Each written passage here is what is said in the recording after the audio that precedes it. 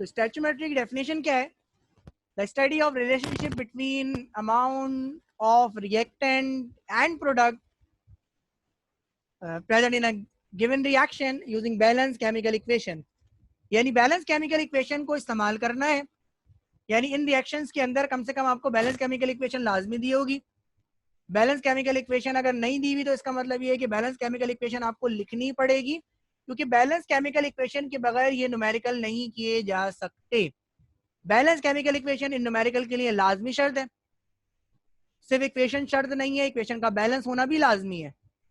तो balance chemical equation की मदद से हम अगर अननोन रिएक्टेंट की मदद से अननोन रिएक्टेंट निकाल सकते हैं या अननोन प्रोडक्ट निकाल सकते हैं।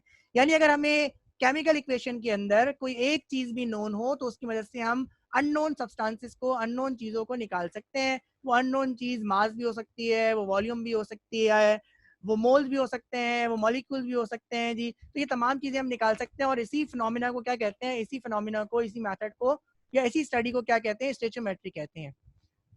तो तीन किस्म की स्टोइचियोमेट्री आपकी किताब में, एक मास mass stoichiometry. Mass mass stoichiometry का मतलब ये है जो लेफ्ट हैंड साइड पे लिखा होता है वो नोन होता है और जो राइट हैंड साइड पे लिखा होता है वो अननोन होता है। तो इसका मतलब है मास मास का मतलब है नोन मास से, मालूम शुदा मास से अननोन मास को यानी गैर मालूम मास को निकालना।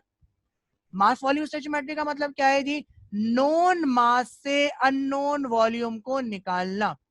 जबकि वॉल्यूम वॉल्यूम स्टोइचियोमेट्री का मतलब है जी नोन वॉल्यूम से अननोन वॉल्यूम को निकालना। यानी लेफ्ट हैंड साइड पे जो चीज लिखी हुई है उसकी वैल्यू आपको नोन है, मालूम है, और जो चीज राइट हैंड साइड पे लिखी हुई है उसकी वैल्यू आपको मालूम नहीं है। तो तीन किस्म की स्टोइचियोमेट्री आपकी किताब के अंदर है। Mass mass stoichiometry, number 2 mass volume stoichiometry, number 3 volume volume stoichiometry. Mass mass stoichiometry का मतलब है नोन मास से अननोन मास को निकालना। मास वॉल्यूम स्टोइचियोमेट्री का मतलब है नोन मास से अननोन वॉल्यूम को निकालना। और वॉल्यूम वॉल्यूम स्टोइचियोमेट्री का मतलब है नोन वॉल्यूम से अननोन वॉल्यूम को निकालना। लेकिन ये तमाम चीजें निकालने के लिए आपको बैलेंस केमिकल इक्वेशन रिक्वायर्ड होगी, बगैर बैलेंस केमिकल इक्वेशन के आप नहीं निकाल सकते। तो न्यूमेरिकल करने जा रहे हैं, उसका ताल्लुक वॉल्यूम वॉल्यूम स्टोइचियोमेट्री से है। लिखा है what volume of oxygen at STP is required to burn 500 decimetre cube of ethene gas, और इक्वेशन दी हुई है। और इसके बाद लिखा है what volume of carbon dioxide is form.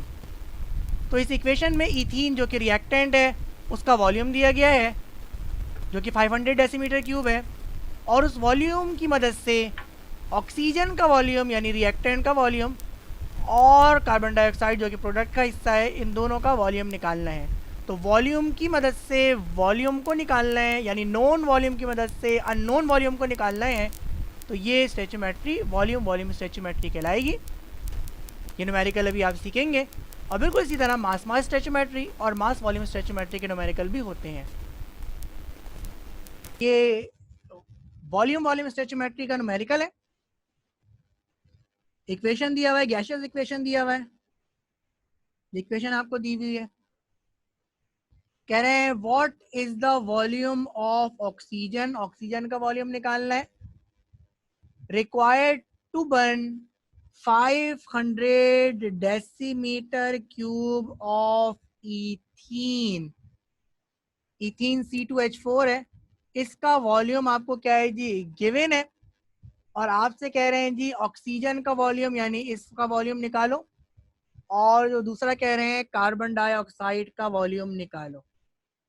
तो इस न्यूमेरिकल के अंदर आपको गिवन क्या है, आपको गिवन इथीन है 500 डेसीमीटर क्यूब।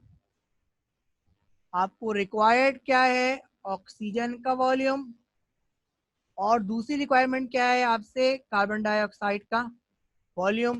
इस न्यूमेरिकल को सॉल्व करने जाएंगे। सबसे पहले इसका इक्वेशन के हिसाब से डाटा बनाते हैं। हमने लिखा जी मोल्स, उसका यूनिट लिखा है MOL।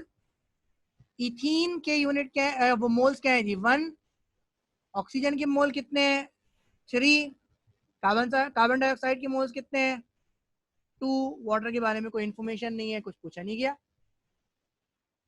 मास के बारे में ना पूछा गया है ना दिया गया, इसलिए उसको लिखने की जरूरत नहीं है। हाँ वॉल्यूम लिखना पड़ेगा। हमने लिखा जी वॉल्यूम, उसका यूनिट लिखा डेसीमीटर क्यूब। जिन जिन चीज़ों के बारे में पूछा गया है, जिनका वॉल्यूम गिवन है, जिनका वॉल्यूम रिक्वायर्ड है, उनके बारे में इन्फॉर्मेशन लिखनी पड़ेगी। जो मोल्स को देख के लिखेंगे, क्योंकि इथीन के 1 मोल है तो इसलिए लिखा जाएगा 22.4 डेसीमीटर क्यूब। ऑक्सीजन के 3 मोल्स है इसलिए लिखा जाएगा 67.2। ठीक है जी, ऑक्सीजन है 67.2 डेसीमीटर क्यूब।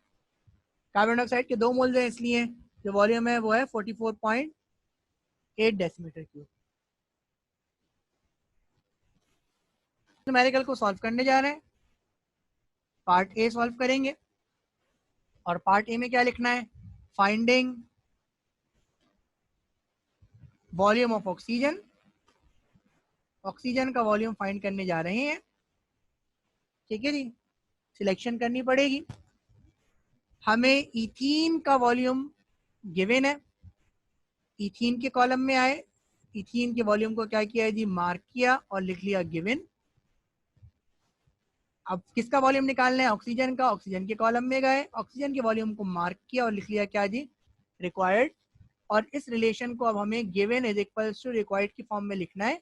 यानी गिवन वैल्यू को आपको लिखना है लेफ्ट हैंड साइड पे और रिक्वायर्ड वैल्यू को लिखना है आपने राइट हैंड साइड पे।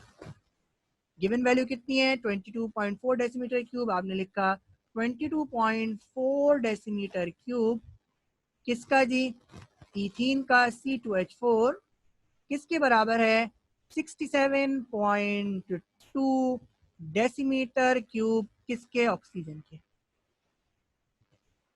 अगर आप इज इक्वल्स टू का साइन नहीं लगाते तो आपको रिक्वायर्ड लिखना पड़ता। अब आप क्या करेंगे, लेफ्ट हैंड साइड पे 1 लेके आएंगे। 1 डेसीमीटर क्यूब इथीन किसके बराबर हो जाएगी, 67.2 divided by 22.4 decimetre cube oxygen के। अब यहाँ पे हमें 500 लेके आना है, क्यों, क्योंकि ये हमें वॉल्यूम गिवन है। दोनों तरफ क्या करेंगे, इसको मल्टीप्लाई करवाएंगे। तो 1 multiply by 500 decimetre cube ethene, ये किसके बराबर हो जाएगी, 67.2 divided by 22.4 multiply by 500 decimetre cube oxygen. और जो जवाब आ रहा है 1500 डेसीमीटर क्यूब। पार्ट 1 सॉल्व हो गया। इसी तरह आप पार्ट 2 को सॉल्व करेंगे। आपने लिखा finding volume of carbon dioxide. Selection करनी है, गिवन क्या है, इथीन का वॉल्यूम पहले से मार्क हुआ हुआ है, ये गिवन है आपका दोबारा से।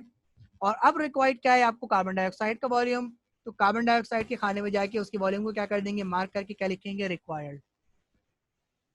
Given is equals to required की फॉर्म में इन दोनों सिलेक्शन को आपने लिखना है। इस तरह के गिवन को लेफ्ट हैंड साइड पे और रिक्वायर्ड को राइट हैंड साइड पे। गिवन आपके पास क्या है, 22.4, 22.4 decimetre cube N2 sorry C2H4 ये किसके बराबर है, ये बराबर है 44.8 डेसीमीटर क्यूब कार्बन डाइऑक्साइड के। लेफ्ट हैंड साइड पे क्या लेके आएंगे आप, 1 लेके आएंगे। तो 1 डेसीमीटर क्यूब इथीन C2H4 ये किसके बराबर है, 44.8 divided by 22.4 decimetre cube carbon dioxide. अब जो वैल्यू गिवन है उसको दोनों तरफ मल्टीप्लाई करवाएंगे। तो 1 multiply by 500 decimetre cube C2H4 किसके बराबर है, 44.8 divided by 22.4 multiply by 500 decimetre cube carbon dioxide. जवाब आपके पास क्या आ रहा है, 1000 डेसीमीटर क्यूब।